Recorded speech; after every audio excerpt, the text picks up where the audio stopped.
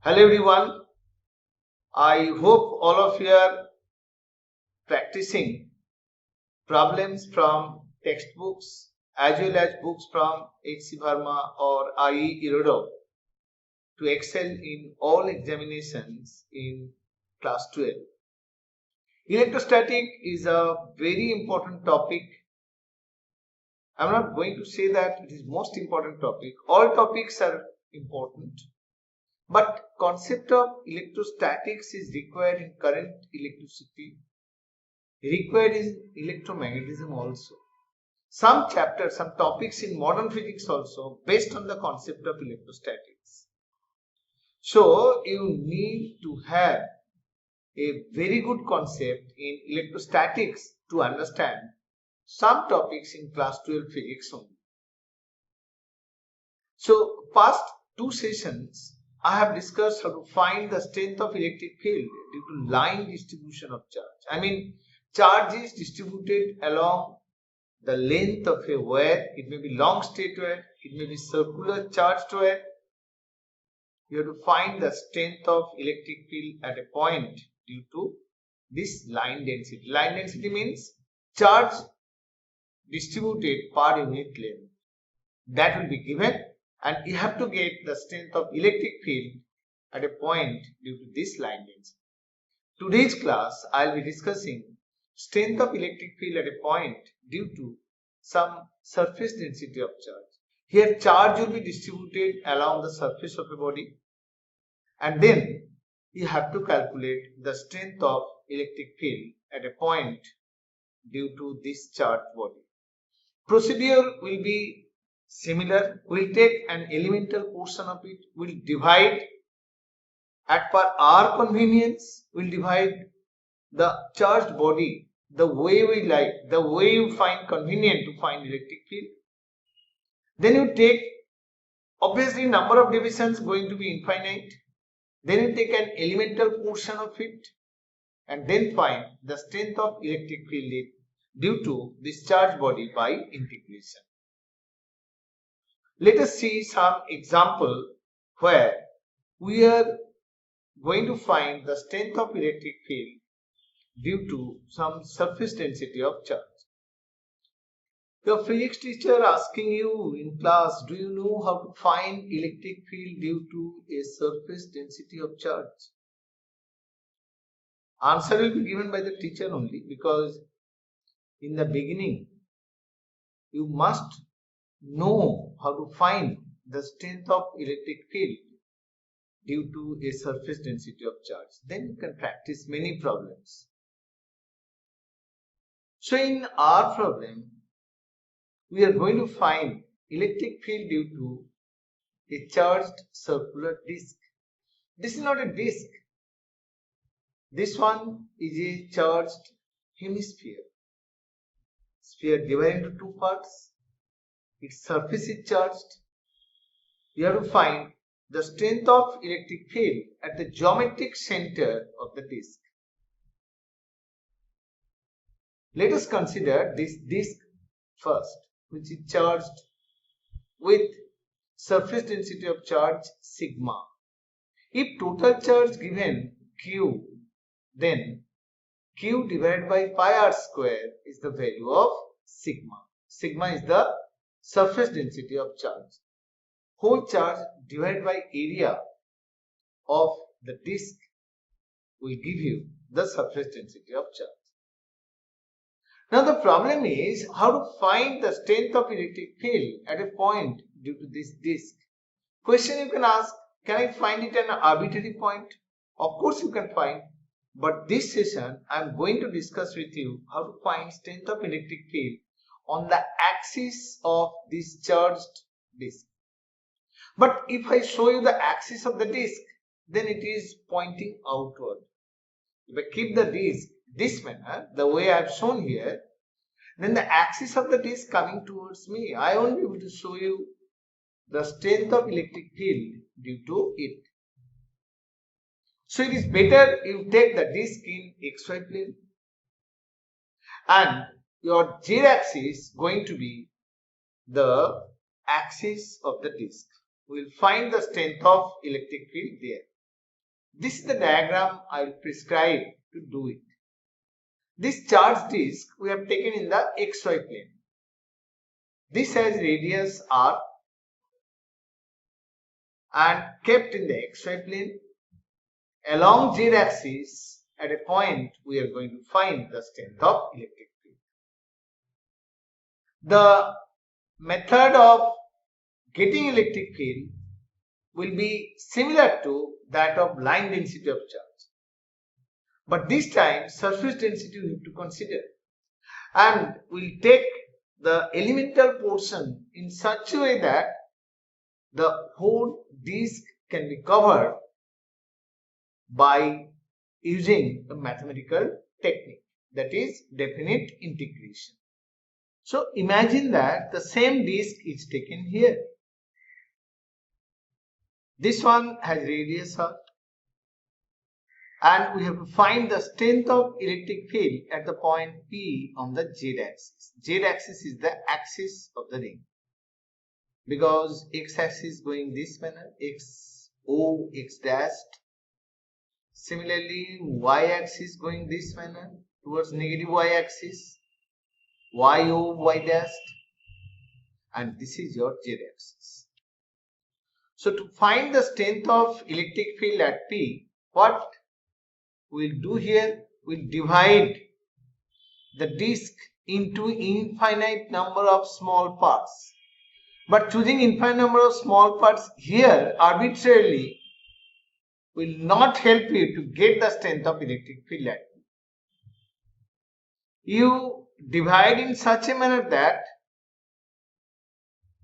a ring can be taken as elemental portion. This ring, its radius we are taking smaller. This ring has certain thickness. Okay, this ring has certain thickness. Then it can represent the elemental portion of the disk. Okay, charge is there also on this disk, also charge is there. We are assuming that the radius of this disk is equal to smaller. This disk radius you take smaller,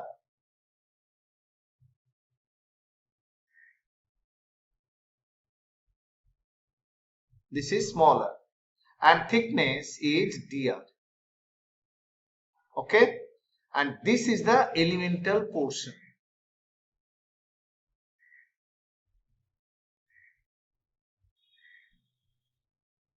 It has surface density of charge sigma. So total charge on it,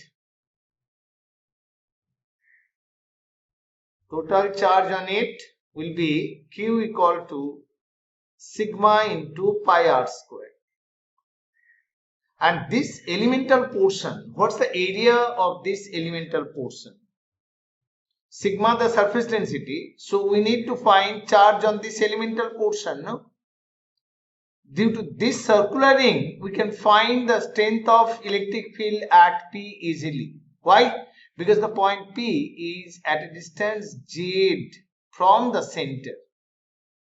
And you know how to find the strength of electric field on the axis of a charged ring. The formula is with you. On the axis at a distance x, if a charge Q given on its surface, you have seen this earlier, the electric field on the axis is given by Q into x by 4 pi 0 r square plus x square to the power 3 by. Okay. So due to this charge ring at a distance z, same field strength will be there. But let us find the amount of charge on the elemental portion. Amount of charge on it will be how much? This is sigma into area. Area of this part is what? Area of the elementary portion its area equal to circumference into thickness. This idea you have in moment of inertia, you did this. So I am not going in details in calculating area. Even by using simple formula, area of the outer portion minus area of the inner portion will give you the same thing, 2 pi r dr. So charge on the elemental portion is sigma into 2 pi r dr. This is your dq. Okay. Charge on the elemental portion is dq given by this. So EFS at P, this will be directed along Z axis only. Electric field will be directed along Z axis only. DE equal to, we will be using this ring formula because elemental portion is a ring over there. That charge dq into the distance x will be replaced by z, that divided by 4 pi 0 r square plus x square. So here what is x? X is replaced by z and r will be replaced by small r because the distance of this thing smaller is going to be, this is smaller going to be what? Small r equal to under root r square. No, we have taken this one smaller, so it is better you take this one as r dashed. R dashed going to be equal to under root z square plus r square. R is what? Radius of the ring. We have used Pythagoras theorem to get this distance. So r dashed is root over z square plus r square, and we will write in place of r square plus x square as z square plus r square to the power 3 by 2. Z is a constant over there, but r is not constant. So if you rewrite the expression for d, this is going to be dq sigma into 2 pi r dr, this multiplied by z divided by 4 pi epsilon 0 z square plus r square to the power 3 by 2. You make a substitution over there. Before that, you just simplify the expression. 2 pi, this get cancelled. So this is going to be sigma z by 2 is 0 r dr, that divided by z square plus r square to the power 3 by 2. So when you are going to calculate net electric field at P, this is going to be integration of right hand side part, r I have taken already, no? So this is sigma. This part don't be confused. This part is sigma over there. Sigma into z. So due to this whole surface, it will be in the form of surface integral sigma into z into r divided by 2 is 0 z square plus r square to the power 3 by 2. Since r is variable over there, r dr also there, so that value of r at the center 0. At the extremity, since it has radius equal to r, so at the extremity it will be from 0 to big R. R is the radius of the disc. Now the problem is how to do this integration. It is sigma z by 2 is 0 to r dr by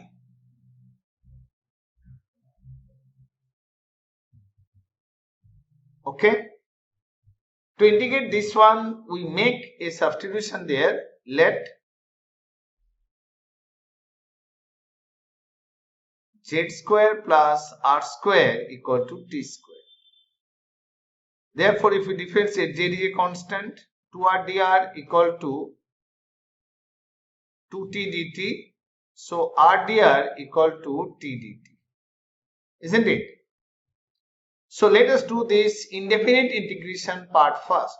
That integrand r dr is replaced by t dt divided by t square to the power 3 by 2. So this is nothing but dt by t cube. So this is going to be t dt divided by t square to the power 3 by 2 is t cube. So answer is dt divided by t square. This integration is t to the power minus 2 dt. So t to the power minus 2 plus 1 by, answer is minus 1 by t, minus 1 by under root z square plus r square. Okay. So we have integrated this part. I mean r dr by z square plus r square to the power 3 by 2. Here we got the answer as minus 1 by root over z square plus r square. So there will be sigma z by 2 is 0. Then minus 1 by under root z square plus r square 0 to r. Alright. So now we'll put the upper limit and then lower limit. Upper limit is how much? R. Sigma z by 2 is 0. You put minus 1 by, which one is variable here? R. So it will be z square plus r square minus minus plus 1 by under root. You put r. R is changing over there. So this will be z square plus 0 square. So this is changed to sigma z by 2 is 0 minus 1 by z square plus r square under root plus 1 by z. This is electric field strength on the axis of charged circular ring at a distance z from it. This calculation we have done here. At a distance z from the center, the strength of electric field given by this relation. E equal to this. You take z inside. So E going to be sigma by 2 is 0. Z you multiply here. Z 1 by z it will be 1 minus z by under root z square plus r square. This is general expression for electric field at a distance r from the center of charged ring. Okay. Now what will happen when z is much larger than r? I mean far away from the disk. We will find that in that case the disk will be like a point charge. How? So consider this case here when z is much larger than r. Take the help of binomial theory. E equal to sigma by 2 is 0, 1 minus z. You take from here z common. So there will be 1 plus r square by z square. So this will be sigma by 2 is 0. This z and z get cancelled. 1 minus 1 plus r square by z square to the power minus half. Alright. Now in binomial expansion, you know 1 plus x to the power n is approximately equal to 1 plus nx when x is very small. Isn't it? So this time x r square by z square, you have taken that z is much larger than r. So higher parts of r square by z square will be negligible, but the first term will be there. This will be sigma by 2 is 0, 1 minus 1 minus half into r square by z square. Alright. So this one and this one getting cancelled. E will be equal to sigma by 2 is 0 into half r square by z square. Alright. Now if we put the value of sigma, sigma is what? Sigma you know very well. Just write it in this form, sigma pi r square by 4 pi E0 z square. But sigma into pi r square is q. So this is going to be q by 4 pi E0 z square. Alright.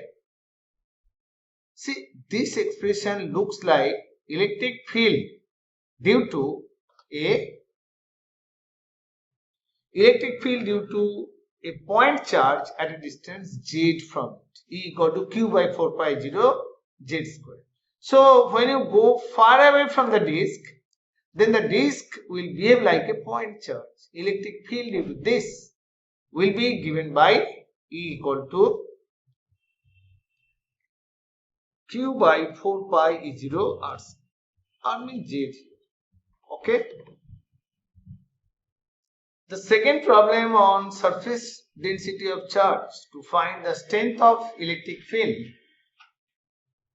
I am going to discuss is due to this charged hemisphere. We have to find the strength of electric field at the center of the hemisphere. Hemisphere, if you remember, I hope all of you remember what is a hemisphere. Just I am showing you how a sphere can be divided into two parts. This sphere divided into two parts. We get one hemisphere here and the other one here. Okay. But it looks like a vacant place there, only line, a curved line going like that. That's why I like to take this diagram or this one. This color diagram shows how you get two hemispheres from a sphere. This sphere is going to be charged. Okay. One of the hemisphere is being charged. If it is charged, then how to find strength of electric field at a point due to this charged hemisphere? These two same diagrams I am keeping here just to show you that here the inside portion of the hemisphere is vacant. Only this portion we are taking into consideration. Another thing I would like to say, if it is a charged, if it is a conducting hemisphere, even if it is solid, then charge will be lying on the surface only. Okay, whatever. It may be a conducting solid hemisphere or a hollow hemisphere, charge will lie on the surface. Our problem is to find the strength of electric field at the center of this hemisphere. So I think diagram is very clear that on the surface it is getting charged. Your problem is to find the strength of electric field at the geometric center of the hemisphere. We'll go back to this diagram here. Imagine the same hemisphere is taken here, but for the sake of calculation, I will not be taking this diagram. I prefer to take this one. Calculation will be easier here. So what kind of elemental portion you will take so that it will help to get the strength of electric field at the center. This point is here, at this point, quick. Make the diagram bit bigger here. This one charged like this. On the surface charges are there. Surface charges are there. We have taken a bigger diagram here. Here we have to find strength of electric field at geometric center here. So what you are going to do there, you will divide the hemisphere into infinite number of small parts. This is the elemental portion. Elemental portion going to be like a ring over there. Okay. So this is going to be elemental portion. This charge will appear here in the elemental portion. This elemental portion is very small thickness, but it is circular one. Its thickness is well defined. If I take this portion makes an angle theta here, then this small thickness making an angle d theta. So that this portion becomes r d theta. Because radius of the hemisphere is r. So this thing is also r. So this part, this thickness going to be equal to r into d theta. Okay. So on elemental portion, if you are able to find charge, you can see that this looks like a circular wire. Due to this circular wire, we can find the strength of electric field on the axis easily. Because this center falls on the axis of the disc. Axis of the ring, sorry. This ring's radius you take smaller, and this elemental portion assume let it be at a distance x from the center. Okay. Then in this diagram, r square is equal to x square plus r square. Now due to this ring at a distance x, okay, let us find the amount of charge on it. Surface density of charge is sigma. Area of the, this is elementary portion, you all can recognize. This is the elementary portion. Now area of the elementary portion,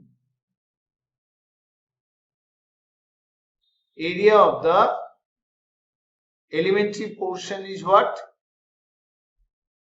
This is 2 pi r into the thickness, that is r d theta.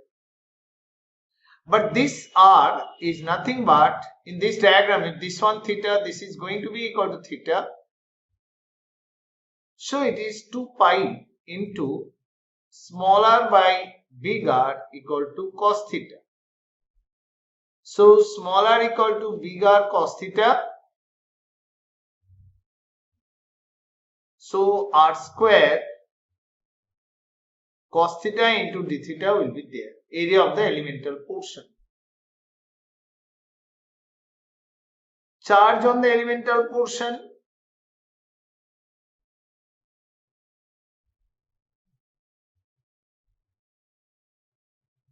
would be what? This area multiplied by sigma.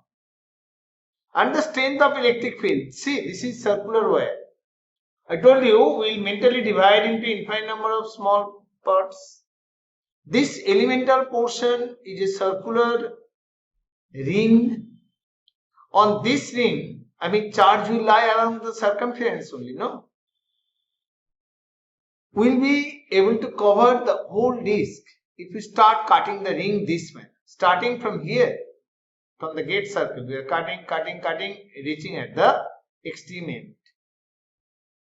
So charge on the elemental portion, once you get due to elementary portion at a distance x, electric field at O due to that portion only will be dq into x by 4 pi E0